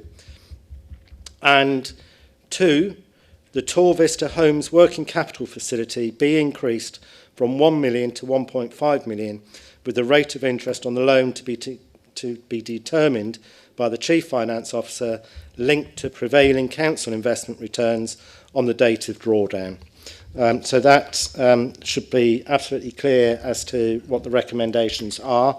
Because we're going to be debating those capital contingency issues, later this month. The only decision that we're looking for this evening is a recommendation to increase the Tor Vista working capital by £500,000. That is partly due to some increased cost pressures, but also because the delivery of the income from the business plan for Tor Vista hasn't been at the pace that was originally forecast. But it's important that we keep supporting Tor Vista as part of the longer term objective to be able to be delivering homes, much needed homes in Torbay through Tor Vista, our wholly owned company. Thank you, Madam Mayor. Thank you, Councillor Cowell. Do we have a seconder, please? Thank you, Madam Mayor. I would like to second and reserve my right to speak. Thank you. Councillor Long, please. It was just a brief point, please, Madam Mayor, just on the Tor Vista loan. I can't really stress enough how important it is, because I think if that isn't agreed tonight, then projects that Tor Vista is currently working on will essentially be frozen. I think everyone around this chamber has agreed that we are in a housing crisis, and so I think having the projects it's working on being frozen would, I don't think our residents would be able to believe that we were doing that. So I'll just urge colleagues to vote for that, please. Thank you. Thank you, Councillor Long. Councillor David Thomas, please. Thank you, Madam Mayor. So first of all, I'd like to thank the Cabinet for the engagement in the process of overview and scrutiny last night, and to go through where we were.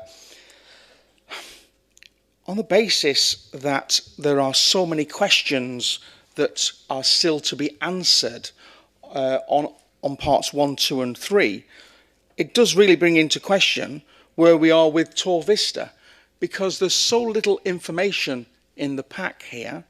We know that Tor Vista homes are already, compared to their business plan that they put forward, they are way, way, way outside of the business plan by circa, well, in excess of £1 million.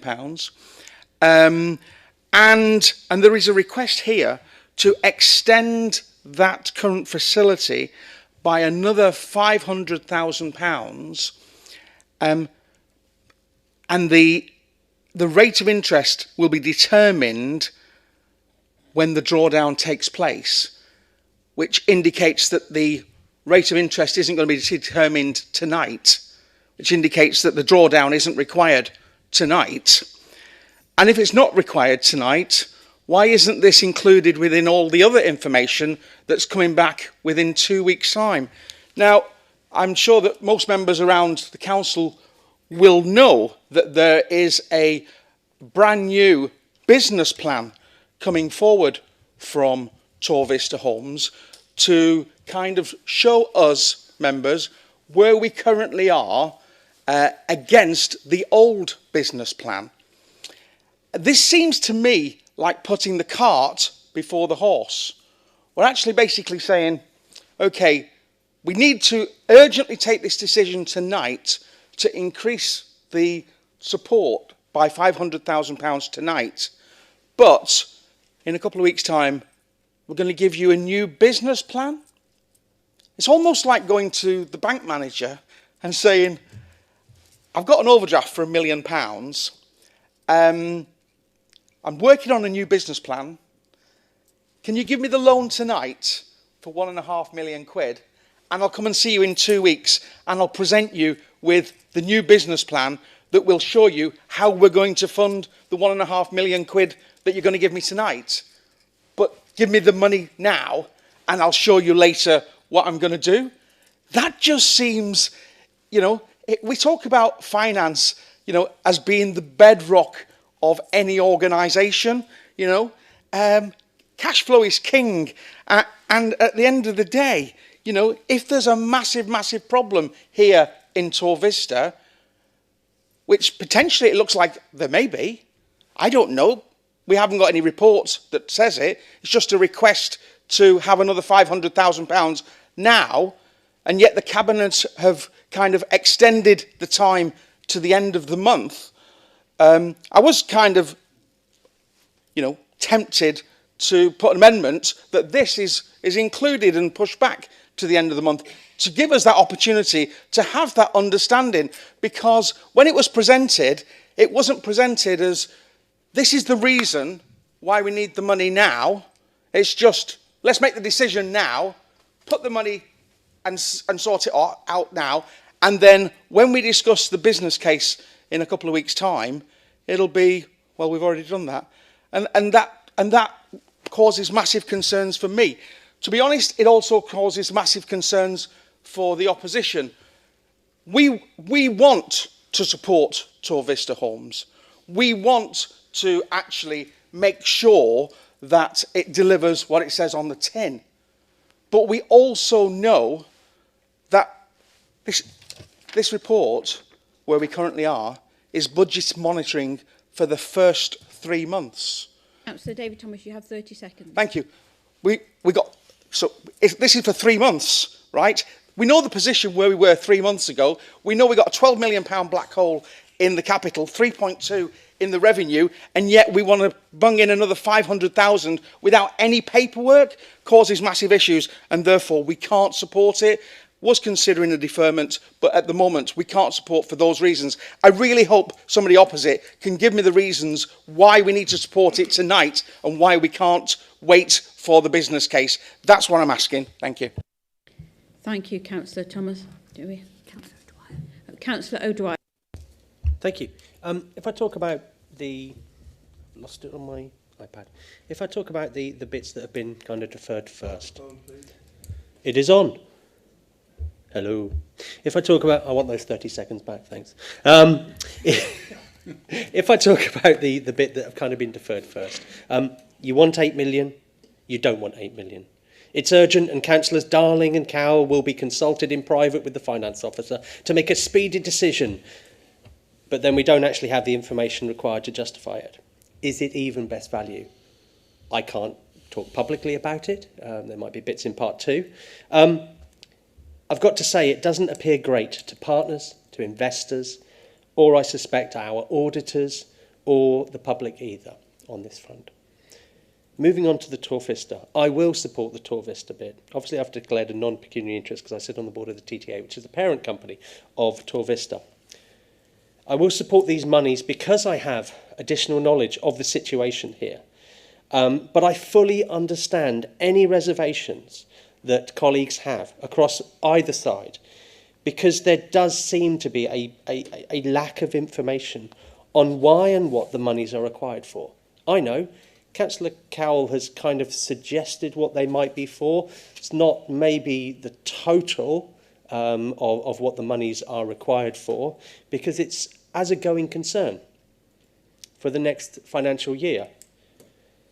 As a company director, as someone with experience in this specific regulated sector, with the housing regulator, again, it just doesn't look great to partners, investors, other directors, of us not being able to take decisions at the right time, early enough, to put accounts in on time.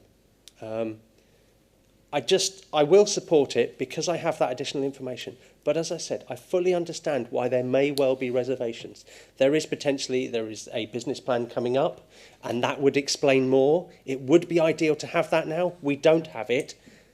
But we have to get this money across, because we have been a bit not fully understanding the situation and the regulated sector that Tor Vista is in. So please support it. But again, as I said, I fully understand any reservations you have about where £500,000, it's a huge amount of money, about where £500,000 that this council are just going to put it with no full justification of where it's going to go. And as I said, on the other bit, that's £8 million that was previously not fully accounted for, and bits have had to be deferred. It was split, it was deferred, and now it's deferred again. Again, please, support Tor Vista with this money, but ask the questions if you are unsure of anything. Thank you, Councillor Adware. Councillor John Thomas, please. Thank you, Madam Mayor. I've not seen the accounts for Tor Vista, and what I'm about to say may well be incorrect, so I'd like some advice from the proposal of this motion. But from what I can see at the moment, I would ask, is Tor Vista technically insolvent? Because if it is, then I've only got two words, and that's caveat emptor.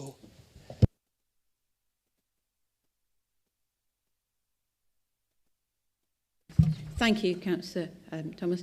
Councillor Chris Lewis, please. Thank you very much, Madam Mayor.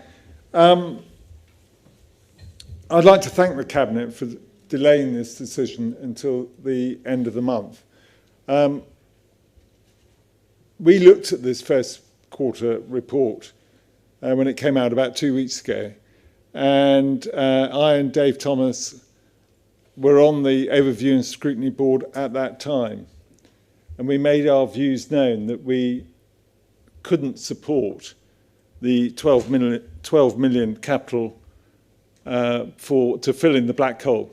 So we asked if we could review it and have a look at it. By chance, the Overview and Scrutiny Board had it scheduled for yesterday. We had a meeting before that, a panel, and yesterday I think was an extremely good meeting in so much as that we could look in detail at not all of the projects, but some of the projects. And I think anyone at that meeting would be horrified at what was spoken at that meeting, and would be horrified that they didn't know the detail before that meeting. And I think many members were actually going to come to this meeting tonight and vote for that 12 million without any information whatsoever, and with the decision being delegated to the finance officer. Yeah. This evening we are just actually, our debate is about the deferral and Tor Vista. So we're not debating the whole of the money, so the 12 million. We're just debating whether we're going for a deferral and the Tor Vista project. Thank you. Well, sorry, it's in the report before us. All those figures that I've given are in the report. Surely if we have a report before council, we can debate the report. Not only the recommendation, but the substance of the report. So Lewis, when we go to the next meeting, we will be able to discuss and debate the substance of the report then. But at this point, we are discussing whether to vote to defer and whether, obviously, and the Tor Vista. Can I ask them, Madam, maybe you want to take advice? At what stage? Not acceptable, please. I mean, at what stage do we debate the fact that we're 3.5 million overspent, that adult services in trouble? It's in the report. Yeah? Councillor Lewis, we are debating the motion that's before you. And the motion before you is to defer part and then to vote to obviously Tor Vista to go, to be discussed. Okay, Madam Mayor, I'll be very careful. I'm talking about the deferment, the first part of the recommendation, which is the deferment. I'm very pleased that it has been deferred because it is such an important issue that we're trying to find the 12 million black hole.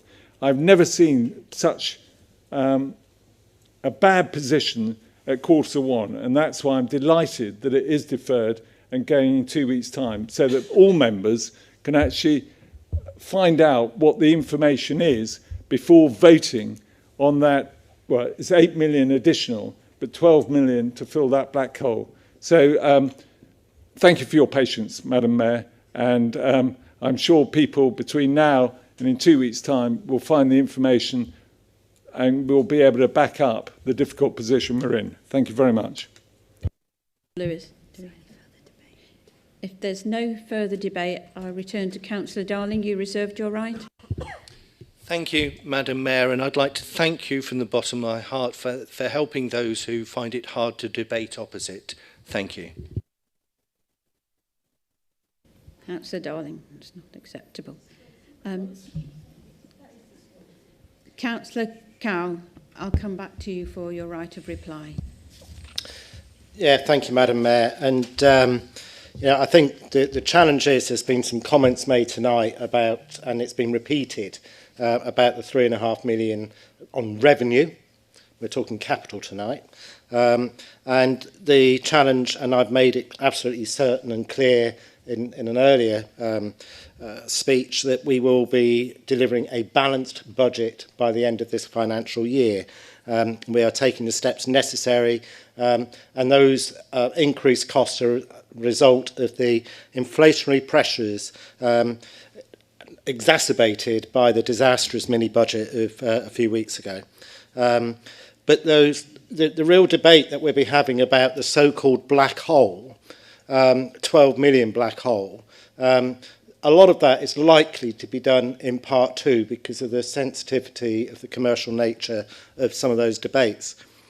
To describe money for investment and in economic regeneration as a black hole, I think actually reflects very badly on the member who used that terminology. So I find it regrettable, but you know, that is the world we're in. We're actually going to be in a situation next week of having to, or 2 weeks' time, of talking about how we deliver projects that were started pre-2019, that were supported by the previous investment committee, and so on. Everybody has been a victim of those increased costs, etc., but we will go into that fuller debate at the next meeting. In terms of the direct answer to Councillor John Thomas's about insolvency of Tor 2, Tor Vista, Tor 2 probably yes, Tor Vista no. And it's very much, and I welcome the constructive comments and observations of Councillor O'Dwyer, who does have the benefit of greater detail of the cash flow position for Tor Vista. So it is very much about supporting Tor Vista, because if we were to actually delay some of those projects, you're talking about projects like St Kilda's, Tor Marine and so on, we don't want to be delaying those projects. And as Councillor O'Dwyer alluded to, there will be a revised business plan, because there are some key decisions to be taken about the operation of Tor Vista and what feeds into its business plan, which we'll obviously bring to Council. I believe it will be the December Council meeting is when it's timetabled for. So thank you, Madam Mayor. I'm happy to go to the vote. Thank you, Councillor Cowell. I'll now ask the Chief Executive to take the vote, please. Of course, Madam Mayor. Members, in respect of the motion before you, those in favour, please raise your hands.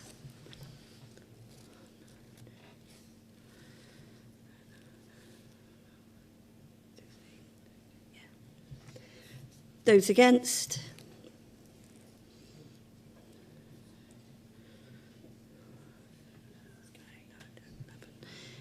I don't believe there are any abstentions, but in case there were any abstentions, one abstention, apologies.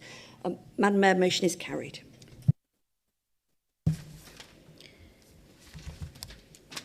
I now move to item 12, future approach to constitution amendments. Please refer to page 106. Can Councillor Carter please put her motion to the Council? Thank you, Madam Mayor.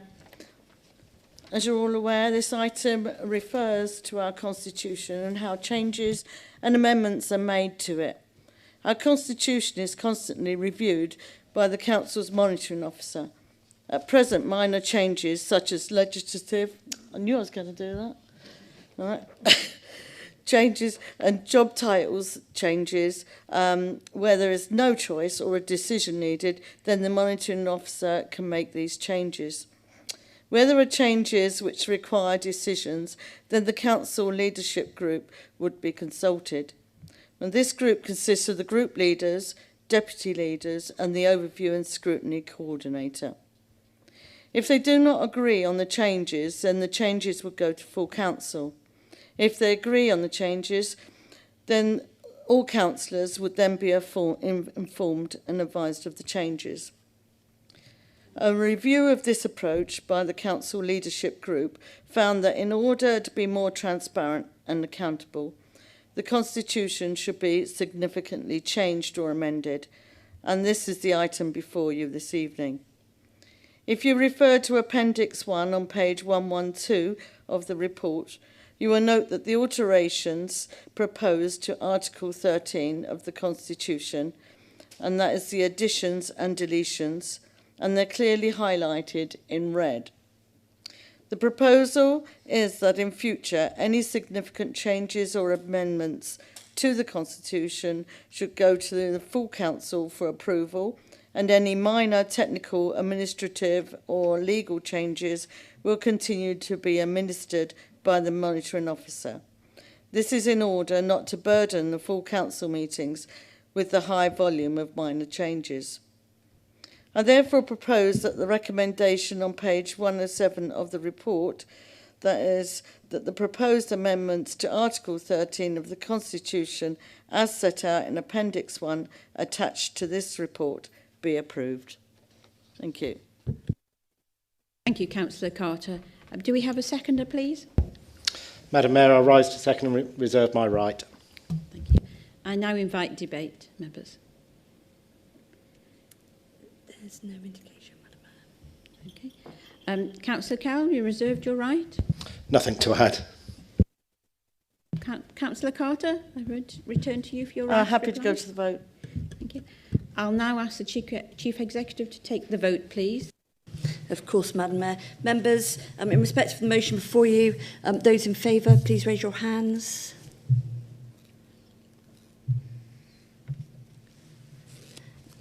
I believe that's unanimous, Madam Mayor. Thank you. I move now to item 13, Treasury Management Mid-Year Review 2022-23, page 113, and item 14, Standing Order D11 in respect to overview and scrutiny call-in and urgency, page 71. These items are for noting and no voting is necessary. Members, before I close the meeting, I would like to just say that I have asked twice tonight for civility between with the discussions, and we've still had some barbs and some comments that really aren't necessary. We have another meeting in a fortnight, and I will be meeting with the Chief Executive and the Monitoring Officer to discuss a meeting and some procedures for that meeting. And I ask you, in the meantime, please consider the training you've had and how we can implement it during our meetings. Thank you all, and have a good evening.